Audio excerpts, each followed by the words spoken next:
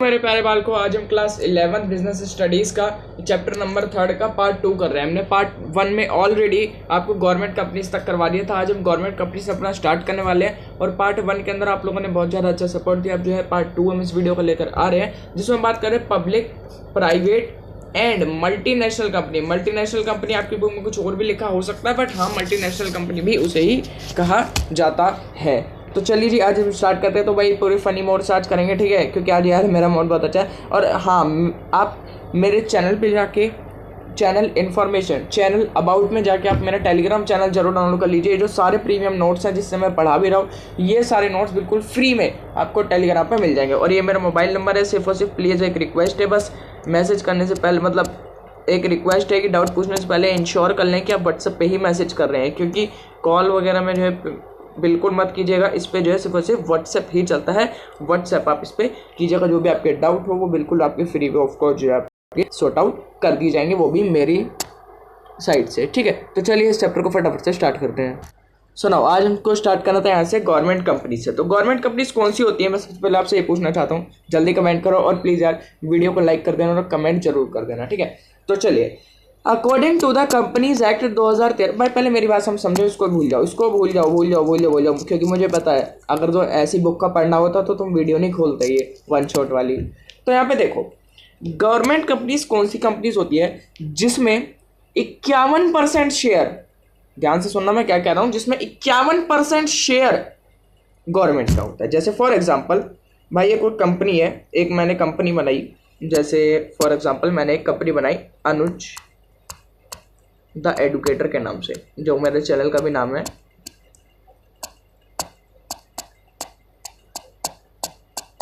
जैसे for example मैंने एक कंपनी बनाई।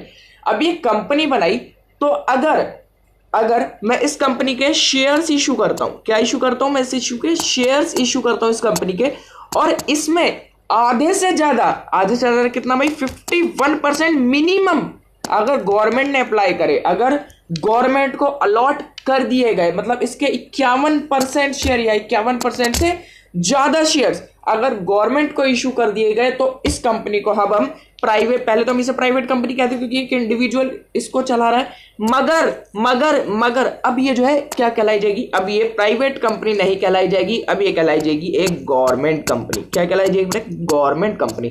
तो बस वही चीज है, जिसमें 51% से ज्यादा शेयर्स, जिस भी कंपनी में 51% से ज्यादा शेयर्स गवर्नमेंट के हो, तो उसी कंपनी को हम क्या कहते हैं, उसी कंपनी को हम कहते हैं यहाँ पर गवर्नमेंट कंपनी। तो पहले बुक की लैंग्वेज भी पढ़ लेते हैं यार, बुक की लैंग्वेज ही बहुत ज़्यादा इंपॉर्टेंट है। चलिए, तो मैं यहाँ पे व्हाइट पेन यूज कर लेता हूँ। चलो, according to the companies act 2013, government company means any company in which at least 51% of the paid up share capital. Paid up share capital यानी जो आप ये 12th में ज़्यादा अच्छे से पढ़ोगे, अकाउंट्स में पार्टनरशिप की एक बुक है पूरी, तो वो जो है आप उसमें पेड अप शेयर कैपिटल वगैरह। शेयर कैपिटल क्या होता है, जैसे फॉर एग्जांपल मैंने 100 शेयर्स इशू करे, 100 शेयर्स इशू करे 10 रुपए का एक, और ये सारे पैसे आ गए, तो हम इसको जो मेरे पे 1000 रुपए इकट्ठे हुए, इसी 1000 रुपए को मैं क्या कहते हैं, इसी 1000 रुपए को हम क्या कह देते हैं, इसी 1000 रुपए में क्या कह देते हैं, इसी 1000 रुपए में कह देते हैं share capital, paid up share capital. तो वही चीज कह रहे हैं, अगर जिस भी कंपनी के 51% या फिर 51% से ज्यादा शेयर्स गवर्नमेंट के हो,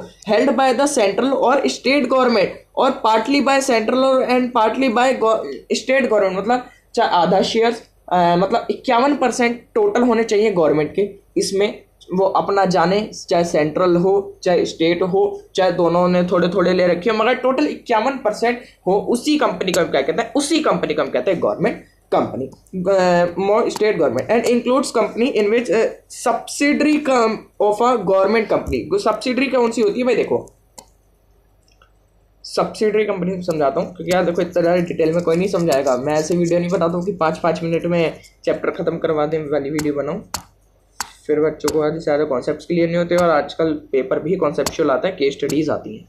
चल देखो भाई, जो हमारा सब्सिडरी कंपनी होती है ना, जैसे फॉर एग्जांपल एक कंपनी है ए, उनने ये 3 कंपनीज को खरीद लिया, जैसे कहते हैं ना भाई, मेटा ने व्हाट्सएप को खरीद लिया, ये सब वगैरह। जैसे यहाँ पे ले लेते हैं मेटा ने व्हाट्सएप खरीद लिया, मैं एग्जांपल ले रहा हूँ यार, फेसबुक ले लिया, और समझो ट्विटर ले लिया, अब तो खैर वो एक्स बन चुका है, किसी और की एक्स नहीं, ट्विटर का नाम एक्स हो गया पागलो। सुनो, अब जो ये ए है, जो ये मेटा कंपनी है, ये मेटा कंपनी को हम कहते हैं होल्डिंग कंपनी। क्या कहते हैं बेटे? Holding company. जिस कंपनी के पास दूसरी कंपनी एक या फिर एक से ज्यादा कंपनीज के शेयर्स होते हैं, के राइट्स होते हैं, उसी को हम कहते हैं होल्डिंग कंपनी। और ये जिसके होते हैं इनको हम कहते हैं, इन तीनों को मिला के हम कह सकते हैं सब्सिडरी कंपनी। क्या कहते हैं? Subsidiary company. ठीक है, अब देखो, पढ़ो अच्छे से समझ में आ जाएगा। तो जो गवर्नमेंट कंपनी की सब्सिडरी कंपनी हो, जैसे गवर्नमेंट ने किसी कंपनी को खरीद रखा है, मतलब जैसे कोई कंपनी है, ठीक है, उसको गवर्नमेंट ने खरीद लिया, उसे भी हम गवर्नमेंट कंपनी ये क्या लेते हैं। ठीक है, for example steel authority of India, ये भी भाई पहले प्राइवेट कंपनी होया करती थी, इसके 51% शेयर गवर्नमेंट ने खरीदी, नाउ अभी it's being a government company. State trading corporation and Hindustan machine tools, तो ये सब पहले गवर्नमेंट प्राइवेट कंपनी थी, अब जो है गवर्नमेंट कंपनी हो चुकी हैं। ये सारे नोट्स, इतने प्रीमियम नोट्स आपको टेलीग्राम पे बिल्कुल फ्री में दे रखे हैं, उसे जाके फटाफट डाउनलोड करो और इसका प्रिंट आउट निकलवा लो। अपने पास पेज बनाएगा ना, एक पेन से आप पढ़ोगे तो अच्छे से समझ में आएगा। Feature of government company. अब गवर्नमेंट कंपनी करती क्या? Created by companies act, company act के थ्रू बनती है, कंपनीज एक्ट 2013। और फाइल अ सूट, ये कंपनी, जैसे कि कंपनी ये किसी पे भी सूट फाइल कर सकती है, क्योंकि एक सेपरेट लीगल एंटिटी होती है, इसका मालिक अलग होता है, इसका एग्जिस्टेंस अलग होता है। ठीक है, गवर्नमेंट कंपनी सूट और may be suit by the third party, ये दूसरी कंपनी को सू कर सकती है। सू मतलब होता है केस करना, ये जो है दूसरी कंपनी को भी केस घसीट सकती है, किसी भी थर्ड पार्टी को, और कोई थर्ड पार्टी भी इस कंपनी को कोर्ट में घसीट सकता है। अब एंटर इनटू अ कॉन्ट्रैक्ट, ये जो है कॉन्ट्रैक्ट में, the company has been authority to sell and purchase their property and enter into contract with in name, ये अपने नाम से किसी भी कॉन्ट्रैक्ट में एंटर हो सकती है। ऑडिट बाय सेंट्रल गवर्नमेंट, ये जो सेंट्रल गवर्नमेंट के द्वारा चेक करी जाती है। Audit is account is conducted by the auditor appointed by central government, जो भी सेंट्रल गवर्नमेंट ऑडिटर अपॉइंट करती है उसके द्वारा जो है ऑडिट किया जाता है। Its annual reports also laid to both houses and parliament, ठीक है, जो पार्लियामेंट वगैरह में भी इसकी जो है कॉपी वगैरह जाती है। The rules contain in MOA. अब एओए, अब एमओए क्या होता है भाई? एमओए होता है मेमोरेंडम ऑफ एसोसिएशन, और एओए होता है article of association. The memorandum and article of association laying down the rules and regulation for appointing the employees in the companies. देखो, जो मेमोरेंडम ऑफ एसोसिएशन होता है ना, मैं आपको थोड़ा एक्स्ट्रा नॉलेज दे देता हूँ। मेमोरेंडम ऑफ एसोसिएशन होता है वो कंपनीज की एक्सटर्नल अथॉरिटीज को डिस्क्राइब करता है, जो भी कंपनीज की एक्सटर्नल पावर्स, एक्सटर्नल अथॉरिटीज होती है, उसको मेमोरेंडम ऑफ एसोसिएशन डिस्क्राइब करता है।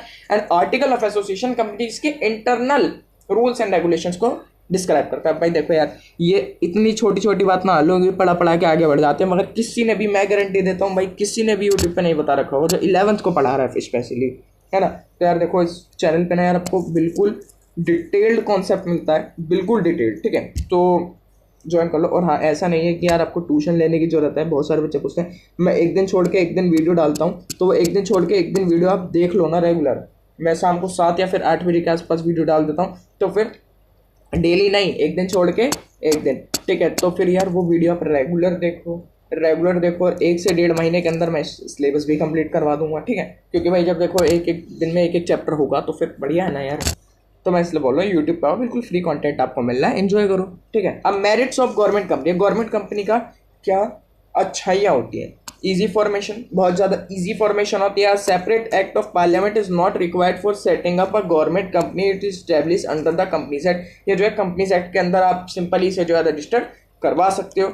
ऑटोनॉमी, अब ऑटोनॉमी का मतलब कौन सा होता है? Generally company has full autonomy in doing its business operation and all business decision takes action within takes necessary for the betterment। जो बिजनेस में होता है ना, जो सारे डिसीजंस लिए जाते हैं वो कंपनी के बेटरमेंट के लिए, जो कंपनी की अच्छाई हो उसके लिए जो है लिए जाते हैं। Good market control, these companies are providing good and services and reasonable price can control market and क्यों भाई? देखो भाई, रीजनेबल प्राइस में ये जो है अपनी सर्विसेज प्रोवाइड करते हैं, सर्विसेज या फिर गुड्स। क्यों भाई? गवर्नमेंट कंपनी है, गवर्नमेंट है तो फिर भाई सस्ता तो होगा ही होगा। और रिड्यूस अनहेल्दी बिजनेस प्रैक्टिसेस, भाई बिजनेस प्रैक्टिसेस भी जो होती है ना, मतलब बिजनेस प्रैक्टिसेस मतलब फ्रॉड करना। जो कंपनी का एक, आप अगर जो सीए फाउंडेशन परस्यू करोगे तो एक होता है lifting of corporate wheel. Lifting of corporate wheel में मैं आपको थोड़ा सा एक्स्ट्रा नोटिस दूं कि लिफ्टिंग ऑफ कॉर्पोरेट व्हील का मतलब होता है जहां पर जो सेपरेट लीगल एंटिटी मैंने बताया, तो कुछ डायरेक्टर्स ऐसे फ्रॉड करते हैं, फिर वो एक कंपनी का सेपरेट लीगल चादर के अंदर छुप के बैठ जाते हैं, ठीक है। मगर चलो यार मत पढ़ो यार आप यहाँ पे, ठीक है, ये तो भी छोटी लेवल है। Independent status, the government company has its legal entity separate from the government. ये जो है भाई जब सबसे ही सेपरेट होती है इंक्लूडिंग गवर्नमेंट, ठीक है। चलिए now demerits of government company. अब गवर्नमेंट कंपनीज की क्या बुराइयां होती हैं। पहला, provisions of companies act not relevant, मतलब जो गवर्नमेंट वो जो प्रोविजंस होते हैं ना कंपनीज एक्ट के, वो अच्छे मतलब कि ना इसमें पूरी तरीके से फिट नहीं होते, नॉट रेलिवेंट होते हैं, ठीक है। Since in a government company the government is only share holder and also the management in the head of the government. एक तरीके से शेयर होल्डर, मैंने बताया ना कि होता है 51% शेयर ले लो, गवर्नमेंट अगर 51% शेयर ले लेती है तो वो एक तरीके से भाई हमारी गवर्नमेंट कंपनी बन जाती है और वो एक तरीके से फिर शेयर होल्डर से माने जाते हैं। Hence the provision of Companies Act do not have must relevance। ये जो है एक ऐसा नहीं कि इसको कोई छूट दे या फिर कुछ वो दे, ऐसा नहीं है। कंपनीज एक्ट सबके लिए सेम होता है।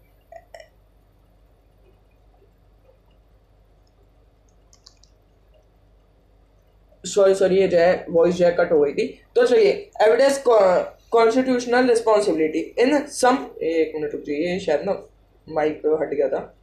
चलिए, in some of the companies the provision of the companies act does not have relevance. ये जो रेलिवेंस नहीं होता भाई, अब रेलिवेंस का मतलब कैसे समझाओ यार, समझो यार भाई, 11वीं में आ गई। The companies are not answerable to parliament, hence evidence constitutional responsibility in enterprises finance by the government should have. अब भाई इसका मतलब क्या हुआ, ये तो बहुत तगड़ी इंग्लिश लिख दी यार इन्होंने, है जी, सही कह रहा हूँ जी।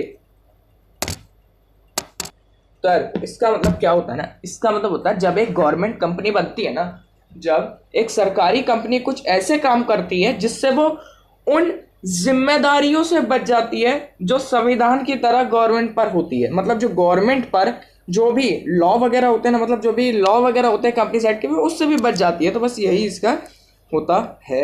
मतलब जो गवर्नमेंट मतलब कितना इंटरफेयर करती है ना, मगर वो देखती है कि यार हमारा भी पैसा लग रहा है। भाई अब एक बात बताओ, आप एक मिनट रुको, आप भाई किसी की कंपनी में आपने पैसा लगा रखा है, जैसे फॉर एग्जांपल आपने किसी की कंपनी में 51 लाख रुपए लगा रखे हैं। भाई 51 लाख रुपए आपने किसी की कंपनी में लगा रखे हैं, जैसे ए लिमिटेड है, उसकी कंपनी में आपने 51 लाख रुपए लगा रखे हैं। तो आप क्या चाहोगे क्या कि यार इस पे केस हो, इस पे ये हो, इस पे ये हो, इस पे ये हो? नहीं चाहोगे। ऐसे ही भाई जब गवर्नमेंट एक किसी कंपनी पे पैसा लगा रही है तो वो उसको फ्री हैंड छोड़ देती है कि मतलब यार तू कुछ भी कर। क्यों ऐसा करती है भाई, उसका पैसा लग रखा है, अगर ये कंपनी आगे जाके बंद हो गई तो भाई इसका भी नुकसान होगा, तो इसलिए जो है करा जाता है। मेन पर्पस डिफीटेड द, एक मिनट ये पेन चेंज कर देता हूँ। चलिए, main purpose defeated being a government company the whole management is in hand of the government, मतलब जो गवर्नमेंट के हैंड में होना चाहिए। Thus the purpose of registration companies act get defeated, मतलब जो है गवर्नमेंट के हैंड में ये सब कुछ नहीं होता, ये जो है किसी भी इंडिविजुअल के हाथ में दे देते हैं। तो ये जो है बहुत ज़्यादा गलत बात यहाँ पर हो जाती है। चलिए आगे बढ़ लेते हैं। Now changing role, the changing role of the public sector. Public sector का चेंजिंग रोल क्या होता है? Development of infrastructure. भाई ये पब्लिक सेक्टर है तो पब्लिक सेक्टर अपना इंफ्रास्ट्रक्चर बहुत तगड़ा कर देता है। स्कूल देख लो, प्राइवेट स्कूल देखो, आलीशान है, और सरकारी हॉस्पिटल प्राइवेट हॉस्पिटल देख लो, क्या मजा आ रहा है, ठीक है। The various facilities like transportation, communication and fuel etcetera acquired heavy investment. Initially the private sector was unwilling to invest these projects, so there was only government which मतलब यही चीज़ इसमें लिखी गई है कि वो जो इंफ्रास्ट्रक्चर भी डेवलप करने में बहुत ज़्यादा मदद करता है। अब इकोनॉमिक्स ऑफ स्केल, यार देखो ये ना अंदर की चीज़ें बहुत ज़्यादा आसान है, ये आप पढ़ लेना, या चलो पढ़ा ही दूंगा, कभी बोलो सर कोई नहीं आता होगा इसलिए नहीं पढ़ा रहे होंगे। Economics of scale. अब इकोनॉमिक्स ऑफ स्केल क्या होता है? भाई देखो दो ही तरीके की इकोनॉमिक्स होती है, एक डिस इकोनॉमी, एक पॉजिटिव इकोनॉमिक्स और एक नेगेटिव इकोनॉमिक्स। तो यहाँ पे पॉजिटिव इकोनॉमिक्स की बात करूँगा मेरे हिसाब से। It is the except principle that we produce on large scale we may get the goods at cheaper rate. यहाँ पे जो है चीपर रेट पे गुड्स मिलते हैं, ठीक है। It was economy of scale to achieve the benefit of the same large industries are required higher, ठीक है। चलिए आगे बढ़ते हैं बेटा।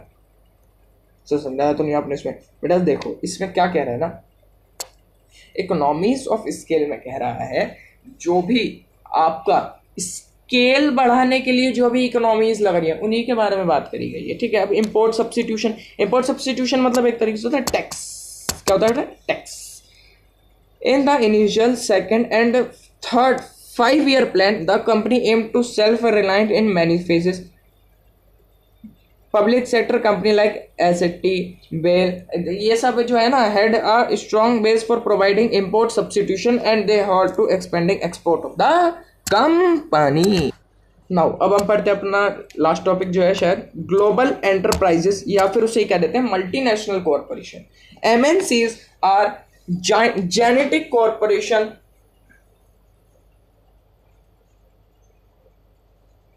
which have operations in a number of countries। मतलब जो बहुत सारी कंपनीज, एक ऐसी कंपनीज होती है ना जो मतलब एमएनसी देखी है, जैसे पाकिस्तान की एमएनसी जो उसका तो छोड़ो खैर जैसे चाइना की एमएनसी हो गई, ऐसे बहुत सारी कंट्रीज की एमएनसीज होती है हर एक कंट्री में। तो उन्हीं को क्या गया है जॉइंट कॉर्पोरेशन होता है जो operations in number of countries, जो कि बहुत सारे कंट्रीज के नंबर में करती है, मतलब जो बहुत सारी नंबर ऑफ कंट्रीज में करती है।